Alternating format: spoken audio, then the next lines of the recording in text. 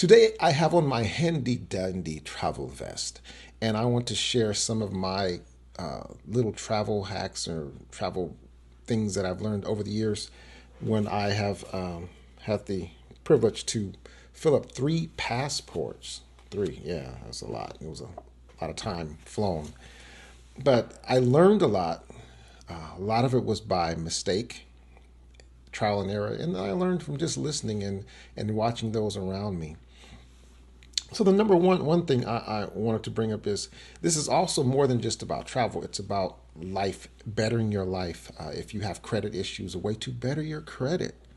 Because one of the ways that I found to enjoy really good travel is to have good credit. Now, how do you have good credit? By paying off your credit cards before they are due. So my number one travel hack that I've learned is to find a travel credit card, one that gives you points and miles. And if your credit's not that good, find an entry level one that you can get some type of points for credit. My son, he didn't have much credit. He was able to get a card that was one of the Chase cards. That was an entry level card, but it offered him points. And after he continued to pay it off every month, over about a year's time, he goes, "Dad, what are these points?" I said, "Man, that's money. You can use that to book a trip, book a hotel. That's like having cash in the bank." And it worked out for him. In my case, I have had the privilege to fix my credit by paying off credit cards. You find the biggest one, you knock it out, and make sure if you use anything, you pay it off before it's due. And in doing that, I have accumulated a lot of points. My last big trip that I made, and this is many trips that I make, I always book the next level below first class, and then I'll ask for an upgrade. And a lot of times I think I've only have not gotten an upgrade one time. The biggest upgrade I got was to Premier. It was the very Premier top class, and it was an overseas flight. And I'll share some video of that later. So always be nice. Be nice when you're on the phone. Be nice when you're in people's presence. Always be nice, especially in the time that we're living in now, in the days of people flying and acting crazy. You do not want to be one of those memes on the interwebs. One of the things that I've seen, and I'm sure you've seen it on the internet, is you will run into situations where you will have a screaming baby or loud talking people.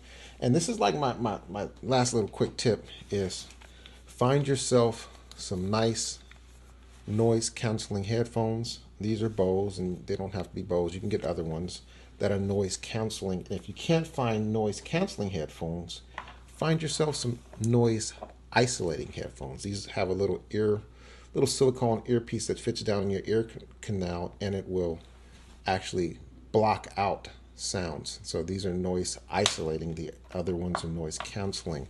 And those will always help with a good flight. And then when a stewardess comes to talk to you or they come to serve you, make sure you pop that earphone out and make sure that they can see it's out as a courtesy to let them know that you are listening to them and you're not bobbing your head to something else, but you're giving them your full attention.